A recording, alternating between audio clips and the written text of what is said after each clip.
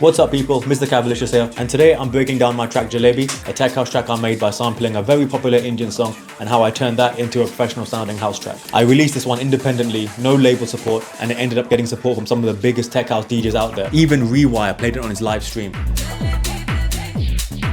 And in this video, I'll show you exactly how I produced this. Everything from the vocal chops, to the synths, to the drums, to the bass, and everything in between. In addition, I will also be offering the full Ableton project, so you can study it, examine it, and see exactly what I've done behind the scenes. And so with that being said, let's get straight into it. So this is my Jalebi project, and as you can see on the side here, these are my main elements. The kick, the bass, the drums, the snare rolls, the vocals, any synths, sounds and effects, and the actual samples from the Jalebi track. So this is the kick. So the most important thing with your kick is that the sound choice needs to be good from the get-go. It needs to be 90% there already, because if it's not, you're going to be messing up the track. And with the processing, I've kept it very simple. I've just put it in mono. I've got some slight saturation here with sausage Fattener and Decapitator, and I've just rolled off some of the lows as well. And with my bass, this is what it looks like, and this is how it sounds. Again, not too much processing here. Again, I want to keep the bass in the center, so I've put it in mono. Again, rolled off the lows, same as the kick. Got a bit of saturation here and a bit of compression just to gel it all together. And then I've got some basic side chaining going on with some Kickstart, just so it makes space for the kick to really punch through before the bass kicks in. With the actual sound design of the bass, I've made it through Serum, 2 oscillators using a basic sine wave, and then I've just used some ADSR techniques just to really give it that plucky feel. This is how the drums are sounding. So just to break down the drums, I have a clap. Just doing some basic EQing, giving it some compression, some overdrive, and a bit of slap delay just to give it some stereo width. I have a hat here. Not too much going on here. Got a bit of saturation and just removing all of the lows. I have a drum layer here. And here I've just removed anything below 200 Hertz. Again, a bit more compression. And I put some sidechain just to give it that pumping feel. Then I have some percussion here. I have a crash. And then I have a ride which comes in later on in the track. I then have my vocals. I'll start from the breakdown.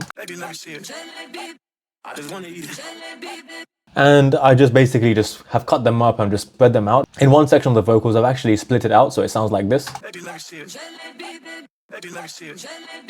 And if you go in here, what I've done in here is that I've put it into a slice mode, and that way it triggers all the vocals per chop. I then have my synth sound, which sounds like this. Not a lot going on here. A lot of the design has come through the actual processing of the sound itself, and all I've done is just given it some delay, and then I've run it through some saturation, again Decapitator. I've got Manipulator as well, which gives it some chorus, some compression just to balance out the sounds, and I've applied some sidechain, and I've actually EQ'd this because I only want this section of the sound to play, otherwise it will sound like this. And you might not hear it, but there's a lot of mud and there's a lot of low frequencies that I don't like, especially the high end as well. So all I want is just that middle part. I then have my sounds and effects, and here you've just got your basic effects tracks like... I have some noise textures and effects here. A laser sound here. And another crash here. And then I have my actual Jalebi samples here. Here we got this sound. I then have other sounds here like... And I've run it through one of my favorite effects program, which is DS Tantra, because without it, this is what it would sound like, but with it.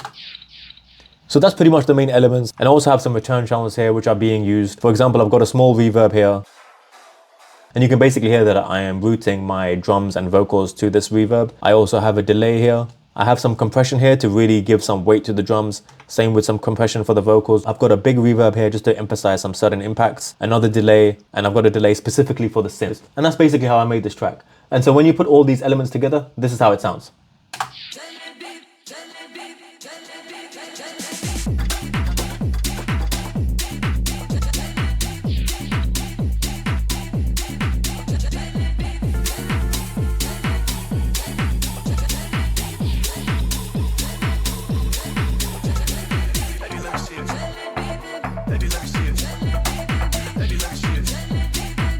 So hopefully this video taught you something and gives you an insight as to how a track is made. You can download the project and use all my sounds using the link in the description, so you can study it yourself, see exactly what I've done and really get underneath the hood. So yeah, hopefully that was helpful, and hopefully you can take away something from this. And most importantly, thank you so much for watching.